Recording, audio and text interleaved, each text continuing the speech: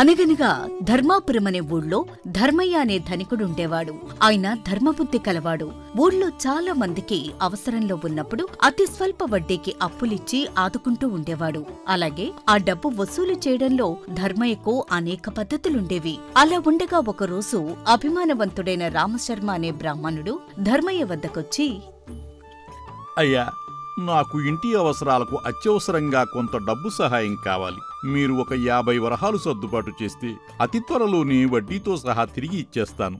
అలాగే, ఇదిగో ఇప్పుడే తీసుకొస్తాను, ఇక్కడే ఉండండి అని చెప్పి ధర్మయ్య లోపలికి వెళ్లి ఒక 50 వరహాలు తీసుకువచ్చి రామశర్మ చేతిలో పెడతాడు. ఇక అది తీసుకుంటూ రామశర్మ ఇలా అంటాడు, అయ్యా, మీరు ఏ పత్రము సాక్ష్యము లేకుండా నాకు అడిగిన వెంటనే డబ్బు అప్పు ఇస్తున్నారు కదా.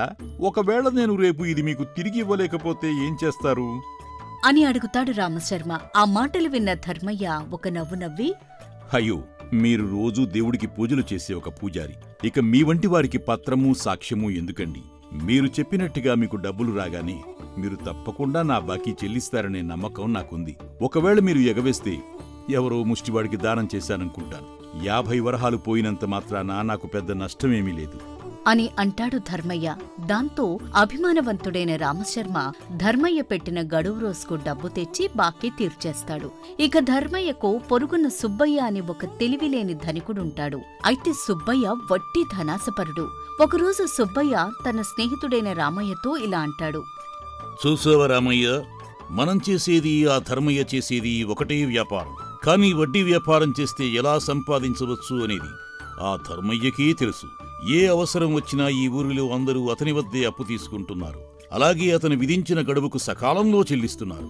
ఇక మనం ఆ కిటికేంటో తెలుసుకోలేకపోతున్నాం. అవును సుబ్బయ్య, నువ్వు అన్నది నిజమే. వడ్డీకి డబ్బులు ఇవ్వటమే కాదు, ఇక ఆ డబ్బు ఎలా వసూలు చేసుకోవాలో కూడా ఆ ధర్మయ్యకు తెలిసినట్టుగా మరెవరికీ తెలీదు. అందుకే ఎలాగైనా నేను వెళ్ళి ఆ ధర్మయ్య దగ్గర ఆ విద్య నేర్చుకోవాలి. అదే నీ పిచ్చి గాని ఆ ధర్మయ్య నీకు ఆ రహస్యం చెబుతాడని నాకు నమ్మకం లేదు. ఎందుకంటే అది అతని వ్యాపార రహస్యం కదా. లేదు లేదు, నువ్వు చూస్తూ ఉండు. నా ప్రయత్నం నేను చేస్తాను. నాకు కాలం కలిసి వస్తే ఆ కిటుకు నేను కూడా తెలుసుకుంటాను.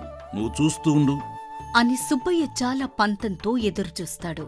అలా కొంతకాలం పోయాక ఆ ధర్మయ్య వద్దకు వెళ్లి ఆ కిటుకు ఎలా తెలుసుకోవాలా అని ఆలోచిస్తూ ఉండగా సుబ్బయ్యకు ఒక ఉపాయం తడుతుంది. ఆ ధర్మయ్య వద్ద బాకీ వసూలు చేసుకునే పద్ధతి ఏమిటో తెలుసుకోవాలంటే ఈసారి నేనే ఆయన దగ్గరికి వెళ్లి అప్పుగా కొంత డబ్బు తీసుకుంటే అప్పుడే అతను నా వద్ద నుండి ఆ బాకీ ఎలా వసూలు చేస్తాడో తెలుసుకోవచ్చు కదా. ఇంత చిన్న ఆలోచన నాకు ఇంతకాలము ఎందుకు రాలేదబ్బా అని సుబ్బయ్య ఎంతో విచారించి వెంటనే తనకు వచ్చిన ఆలోచనను ఆచరణలో పెట్టడానికి ధర్మయ్య వద్దకు వెళ్లి ఇలా అడుగుతాడు, ధర్మయ్య గారు, మీ నుండి నాకొక చిన్న సహాయం కావాలి అని అడగ్గానే తనకంటే ధనవంతుడైన సుబ్బయ్య తన వద్దకు వచ్చి సాయం కోరేసరికి ధర్మయ్య ఆశ్చర్యపోతూ ఇలా అంటాడు, చెప్పండి సుబ్బయ్య గారు, మీకు నేను ఏ విధంగా సహాయం చేయగలను చెప్పండి. మరేం లేదు ధర్మయ్య గారు, నాకు ఒక 100 వరహాలు అప్పుగా ఇవ్వండి. అంతకు మించి నాకే సహాయమూ అవసరం లేదు. అదేమిటి, నేను వింటున్నది నిజమేనా? అసలు మీలాంటి ధనవంతులకి నేను అప్పు ఇవ్వటం ఏమిటి అని అంటాడు ధర్మయ్య. దాంతో సుబ్బయ్య కాస్త కంగారు పడిపోతూ, అవునవును ధర్మయ్య గారు, సమయానికి చేతిలో రొక్కం లేని సమయంలో అనుకోకుండా ఒక ఖర్చు నా నెత్తిన పడింది. మీరు తప్ప మరెవరూ ఈ సమయంలో ఆదుకునేవాళ్లే లేరు. వచ్చే నెలలో మీ సొమ్ము మీకు తిరిగిచ్చేస్తాను. ఇది ఒక అత్యవసర సాయం అనుకుని ఇవ్వండి అని అడుగుతాడు సుబ్బయ్య. దాంతో ధర్మయ్య ఒక్క క్షణం ఆలోచించి, సరే, అలాగే ఇస్తాను. అయితే ఒక్క నిమిషం ఉండండి అని లోపలికి వెళ్లి 100 వరహాల రొక్కంతో పాటు ఒక రాయి కూడా తెచ్చి సుబ్బయ్య ముందు పెట్టి ఇలా అంటాడు, సుబ్బయ్య గారు, ఇదిగో ఈ రాయిని ఒక్కసారి తాకండి అని అనగానే సుబ్బయ్య ఆశ్చర్యపోతూ ఆ రాయిని చూస్తూ, ఏమిటి రాయి? నేను ఈ రాయినెందుకు తాకాలి? ఊరికినే ముందు తాకండి, తరువాత అన్నీ వివరంగా చెప్తాను అంటాడు ధర్మయ్య నవ్వుతూ. దాంతో సుబ్బయ్య ఆ రాయిని తాకి ధర్మయ్య నుండి ఆ 100 వరహాలు తీసుకుంటూ ఉండగా, ఇదిగో మీరడిగిన 100 వరహాలు. దీనికి వడ్డీ నెలకు 2 వరహాలవుతుంది. మీకు సమ్మతమేగా అని ధర్మయ్య అనగానే సుబ్బయ్య తన మనసులో ఇలా అనుకుంటాడు, ఇదేమిటి, అందరి నుండి చాలా తక్కువ శాతం వడ్డీ తీసుకునే ఇతను నాకు మాత్రం ఎంత ఎక్కువ మొత్తంలో వడ్డీ చెబుతున్నాడు? అని తన మనసులో అనుకుని ధర్మయ్యతో మళ్ళీ ఇలా అంటాడు సుబ్బయ్య. అదేంటి ధర్మయ్య గారు, మీరు అందరి దగ్గర చాలా తక్కువ మొత్తంలో ధర్మ వడ్డీ మాత్రమే తీసుకుంటారు కదా, మరి నాకు మాత్రం ఎందుకు వడ్డీ రేటు పెంచారు? అదా, మీరు మరోలా అనుకోను అంటే చెబుతాను. ఈ వ్యాపారం గురించి మీకు తెలియందేముంది? మీరు అత్యవసరం అన్నారు కాబట్టి వడ్డీ రేటు పెరిగింది. ఎదుటివారి అవసరాన్ని బట్టే కదా వడ్డీ రేటు ఉంటుంది. ఇక మీ ఇష్టం, మీకు నచ్చితేనే తీసుకోండి, లేకపోతే లేదు. ఇందులో బలవంతమేమీ లేదు. దాంతో సుబ్బయ్య తన మనసులో మళ్ళీ ఇలా అనుకుంటాడు. అయినా నేనిక్కడికొచ్చింది ఇతని వ్యాపార రహస్యం తెలుసుకోవటానికి గాని ఇతని వద్ద నుండి అప్పు తీసుకోవడానికి కాదు కదా. సరే, చూద్దాం ఇతను అసలు ఈ బాకీని నా వద్ద నుండి ఎలా వసూలు చేస్తాడు అని మనసులో అనుకుని ధర్మయ్యతో మాత్రం పైకి ఇలా అంటాడు. సరేనండి, ఇవ్వండి. ఇప్పుడు నేను చాలా అవసరంలో ఉన్నాను. ఇప్పుడు మీరు ఎంత వడ్డీ విధించినా కట్టడానికి నేను సిద్ధంగా ఉన్నాను అని ఆ డబ్బు తీసుకుని మారు మాట్లాడకుండా ఇంటికి వెళ్ళిపోతాడు సుబ్బయ్య. అలా కొన్ని నెలలు గడిచినా వారిద్దరి మధ్య ఆ డబ్బు ప్రసక్తి మళ్లీ రాదు. సుబ్బయ్య ఓపికగా 5 నెలలు చూస్తాడు. కాని ధర్మయ్య తన బాకీ తిరిగి అడగడు.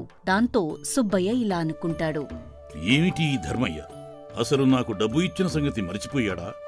అప్పు ఇచ్చి ఇంతకాలమైనా అతను నన్ను వడ్డీగాని అసలుగాని అడిగిన పాపాన పోలేదు. ఇక ధర్మయ్య నా నుండి ఆ బాకీ ఎలా వసూలు చేస్తాడో ఏంటో అని అనుకుని అసలు ఆ ధర్మయ్య బాకీ వసూలు చేసే పద్ధతేమిటో తెలుసుకోవాలని ఆతృతతో ఉండబట్టలేక తానే స్వయంగా ధర్మయ్య వద్దకు వెళ్లి ఇలా అంటాడు. ఏమైంది ధర్మయ్య గారు, మీరు నాకు డబ్బులిచ్చి ఇంతకాలమైనా మళ్లీ నన్ను తిరిగి ఆ బాకీ గురించి అడగనేలేదు, మర్చిపోయారా ఏంటి? దాంతో ధర్మయ్య ఇలా అంటాడు. నేనెందుకు మర్చిపోతానండి? మీరు బాకీ తీర్చడం ఎంత ఆలస్యమైతే నాకు వడ్డీ రూపంలో అంత లాభం కదా. అందుకే మిమ్మల్ని నేనేమీ అడగలేదు. దాంతో ధర్మయ్య తెలివికి సుబ్బయ్య నవ్వుతూ ఇలా అంటాడు. మీరన్నదీ బాగానే ఉంది. నేను మీ దగ్గర తీసుకున్న బాకీ వడ్డీతో సహా తీరిస్తేనే కదా మీకు లాభం వచ్చేది. కానీ ఒకవేళ మీరు అడగటం లేదని నేను ఆ బాకీ పూర్తిగా ఎగవేస్తే అప్పుడేం చేస్తారు? మీరు అలా ఎప్పటికీ చేయలేరు. నేను అడిగినా అడగకపోయినా మీ బాకీ మీరు తీర్చక తప్పదు. మీ బాకీ వసూలుపై మీకు అంత విశ్వాసం ఏంటో తెలుసుకోవచ్చా? ఓ అదా, మీరు నా దగ్గర నుండి డబ్బు తీసుకున్నప్పుడు నా దగ్గర ఉన్న ఒక రాయిని ముట్టుకున్నారు కదా, అదేమిటో తెలుసా?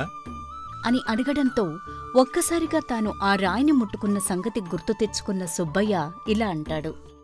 అవునవును, ముట్టుకున్నాను. ఆ రోజు నేను అడగటం మర్చిపోయాను. ఇంతకీ ఆ రాయి ఏమిటో తెలుసుకోవచ్చా? అది మహిమగల రాయండి.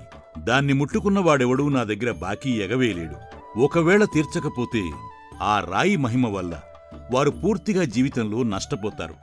మళ్లీ నా బాకీ తీరిస్తే కాని వారి కష్టాలు తీరవు అంటాడు ధర్మయ్య. ఇక ఆ రహస్యం తెలియగానే సుబ్బయ్య తనలో తాను వణికిపోతూ ఒక్క క్షణం పాటు తీవ్రంగా ఆలోచించి ఇలా అంటాడు. అయ్యా ధర్మయ్య గారు, నాకంతా అర్థమైంది. నేను త్వరలోనే మీ బాకీ వడ్డీతో సహా తీర్చేస్తాను. కానీ మీ నుండి నాకు ఒక సహాయం కావాలి. సహాయమా? సరే, ఏ సహాయం కావాలో చెప్పండి. నాకు చేతనైతే చేసి పెడతాను. మరేమీ లేదండి, నాకు కూడా కొన్ని మొండి బాకీలు వసూలు కాక చాలా ఇబ్బంది పడుతున్నాను. దయవుంచి మీ రాయిని కొంతకాలం నా దగ్గర ఉంచితే నా బాకీలు వసూలు చేసుకుని మళ్లీ మీకు తిరిగిచ్చేస్తాను. ఈ ఒక్క సహాయం నాకు చేసి పెట్టండి అని ఆశగా అడుగుతాడు సుబ్బయ్య. దాంతో ధర్మయ్య కొంచెం ఆలోచించి, సరే, దానికే ఉంది. నా దగ్గర 2 రాళ్లున్నాయి. ఒకటి మీకు అమ్ముతాను. ఈ ఏడాది పాటు మీ దగ్గర ఉంచుకోండి. పని చేయకపోతే మీకు డబ్బు తిరిగి ఇచ్చేసి నా రాయి నేను తీసుకుంటాను, సరేనా? అని అంటాడు ధర్మయ్య. దాంతో సుబ్బయ్య పరమానందంతో, ఏమిటి, ఇంకో రాయుందా? అయితే అది నాకివ్వండి. మరి ఆ రాయి ఖరీదెంత అని చాలా ఉత్సాహంగా అడుగుతాడు సుబ్బయ్య. ఆ రాయి కొనటం వలన తాను కూడా ధర్మయ్యలా బాకీలు వసూలు చేయవచ్చు అనే ఆశతో. సరే, అయితే మీరు అడిగినట్టు నా 2వ రాయిని మీకు అమ్ముతాను. ఇక ఈ రాయి ధర 111 వరహాలు. ఆ డబ్బిచ్చి తీసుకోండి. ఆ మాట విన్న సుబ్బయ్య చప్పున ఇంటికి వెళ్లి ఒక సంచితో తిరిగి వచ్చి అది ధర్మయ్యకిస్తూ ఇలా అంటాడు. ధర్మయ్య గారు, మా ఇంట్లో రొక్కం అనుకున్నంత లేదు. 111 వరహాలు తీసుకొచ్చాను. ఇది తీసుకుని ప్రస్తుతానికి రాయిప్పించండి. మీ బాకీ తర్వాత తీరుస్తాను. దాంది ఉందిలేండి. మీరు ఎంత ఆలస్యం చేస్తే నాకు అంత వడ్డీ కలిసొస్తుంది. మీకు కుదిరినప్పుడే నా బాకీ తీర్చండి. నాకిప్పుడు అంత అవసరం కూడా లేదు అంటూ సుబ్బయ్య వద్ద నుండి ఆ 111 వరహాలు తీసుకుని సుబ్బయ్యకు ఆ రాయి ఇచ్చి పంపేస్తాడు ధర్మయ్య. అలా ఆ రాయి తీసుకున్నాక సుబ్బయ్య ధైర్యంగా ఊళ్ళో చాలా మందిని పిలిచి మరీ హెచ్చువడ్డీలకి అప్పులిస్తూ ఉంటాడు. అది గమనించిన అతని స్నేహితుడు రామయ్య అతనితో ఇలా అంటాడు. ఏమిటి సుబ్బయ్య, ఆ ధర్మయ్య వ్యాపార రహస్యం ఏమిటో నీకు తెలిసిపోయినట్టుంది. నీ ఇంటికి వచ్చి అడిగిన వారందరికీ కాదనకుండా ఏ పత్రమూ సాక్ష్యం లేకుండా అధిక వడ్డీకి అప్పులిస్తున్నావట, ఏమిటి సంగతి? అవునవును రామయ్య, మొత్తానికి ఇలాగైతేనే నేను అతని వద్ద నుండి ఆ వడ్డీ వ్యాపార రహస్యం తెలుసుకున్నాను. ఇక నుండి నేను కూడా ఆ ధర్మయ్యలా అందరి దగ్గర నుంచి బాకీలు వసూలు చేయగలను. అవునా? మరి ఆ వ్యాపార రహస్యం ఏమిటో నాకు కూడా చెప్పరాదు? లేదు, అది నేను నీకు ఇప్పుడు చెప్పలేను. నేనిప్పుడు అప్పిచ్చిన వారందరి నుండి బాకీ వసూలు చేసుకున్న తర్వాత చెబుతాను. సరే, నీ ఇష్టం. కానీ జాగ్రత్త, అడిగిన వారందరికీ అప్పులు ఇస్తూ పోతే ఇబ్బందులు పడతావు. కాస్త చూసి వ్యాపారం చేసుకో అని చెప్పి రామయ్య అక్కడ్నుండి వెళ్ళిపోతాడు. ఇక ఆ రాయి తన దగ్గర ఉందన్న నమ్మకంతో తన దగ్గరకు వచ్చిన వారందరికీ సుబ్బయ్య అప్పులిస్తూ ఉంటాడు. అలా నెలలు గడుస్తాయి. సుబ్బయ్య దగ్గర డబ్బులు తీసుకునేవాళ్లే గాని తిరిగి ఇచ్చేవాళ్లు కనిపించరు. 7-8 నెలలు చూసి ఉండబట్టలేక సుబ్బయ్య ధర్మయ్య వద్దకు వచ్చి ఇలా అంటాడు. ధర్మయ్య గారు, మీరు ఇచ్చిన రాయిని తాకించే అందరికీ వడ్డీకి డబ్బులిచ్చాను. కానీ లాభం లేకుండా పోయింది. నా దగ్గర తీసుకున్న వారెవరూ తిరిగి నాకు బాకీలు చెల్లించడం లేదు. అది ఎందుకో తెలియటం లేదు. మీరు ఆ డబ్బిచ్చి ఇంకా సంవత్సరం కాలేదు కదా, కొంచెం ఆగండి, అన్నీ వసూలవుతాయి అని సర్ది చెప్పి పంపేస్తాడు సుబ్బయ్యని. అలా ఏడాది అయ్యే వరకు వేచి ఉంటాడు సుబ్బయ్య. ఇక 1 ఏడాది కాలం గడిచిపోతుంది. అలా అప్పులిచ్చి సుబ్బయ్య చాలా డబ్బు పోగొట్టుకుంటాడు. ఒక్కడూ డబ్బు సరిగ్గా తిరిగి ఇవ్వడు. దాంతో సుబ్బయ్య తన మనసులో ఇలా అనుకుంటాడు. ఏమిటో, ఈ రాయిని నమ్ముకుని నేను ఇచ్చిన అప్పును ఒక్కరు కూడా తిరిగి చెల్లించలేదు. ఒకవేళ ఆ ధర్మయ్య పిచ్చిరాయి నా చేతిలో పెట్టి నన్ను మోసం చేసి ఉంటాడా? నేను వెంటనే వెళ్లి ఆ ధర్మయ్య పని పడతాను అని చాలా కోపంగా ఆ రాయిని తీసుకుని ధర్మయ్య దగ్గరకు వెళ్లి ఆ రాయిని ధర్మయ్య ముందు పెట్టి ఇలా అంటాడు. ధర్మయ్య, నువ్వు చెప్పిందంతా పచ్చి మోసం. నీ మాటలు నమ్మి బోలెడు డబ్బు నష్టపోయాను. ఇది మీకు ధర్మమేనా? పేరుకే ధర్మయ్య, చేసేది అంతా మోసం. అదేమిటండి, నా దగ్గర బానే పనిచేస్తుంది ఆ రాయి. మీరు ఏదైనా తప్పు చేసుంటారు. నా మొహం పనిచేసింది. ఇప్పటికే ఏడాది దాటిపోయింది. నా బాకీయే మీరింకా వసూలు చేయలేదు. మీ రాళ్లల్లో ఏ మహిమా లేదు. అలా అంటారేమిటి సుబ్బయ్య గారు? నా బాకీ వసూలు కాకపోవడమేమిటి? వడ్డీతో సహా వసూలైంది. నేనా రాయిని మీకు ఊరికే ఇచ్చాను. మీరిచ్చిన డబ్బు నా బాకీ కింద జమ వేసుకున్నాను. నేను మిమ్మల్ని మోసం చేయలేదు. మీరు దుర్బుద్ధితో నాకు బాకీ ఎగవేద్దామనుకున్నారు. కానీ నేను ఎవరినీ ఎప్పుడూ మోసం చేయలేదు అని అంటాడు ధర్మయ్య. దాంతో సుబ్బయ్యకు ఏం చెయ్యాలో అర్థం కాక తాను అత్యాశకు పోయినందుకు చింతిస్తూ మౌనంగా అక్కడ్నుండి వచ్చేస్తాడు. అయితే ఈ విషయం గమనించిన రామశర్మ సుబ్బయ్య వద్దకు వచ్చి ఇలా అంటాడు. సుబ్బయ్య గారు, ఆ ధర్మయ్య చాలా తెలివైన వ్యాపారి. ఎవరికి ఏ విధంగా చెప్పాలో, ఎలా వ్యాపారం చెయ్యాలో తెలిసినవాడు. అందుకే చాకచక్యంగా అందరి దగ్గర డబ్బులు వడ్డీకిచ్చి తీసుకుంటాడు. మీరు ఈ వడ్డీ వ్యాపారం కాకుండా మీకు తెలిసిన వ్యాపారం మొదలుపెట్టండి. అది మీకు మంచి లాభాలు తెచ్చిపెడుతుంది అని రామశర్మ సలహా ఇవ్వడంతో ధర్మయ్య మారు మాట్లాడకుండా తనకు కలిసి వచ్చిన వజ్రాల వ్యాపారమే తిరిగి మొదలు పెడతాడు. అలా వ్యాపారం మొదలుపెట్టడమే కాదు, లాభాలు కూడా గడిస్తాడు. ఆ రోజు నుండి అత్యాశకు పోకుండా ధర్మబద్ధంగా వ్యాపారం చేస్తూ ఉంటాడు.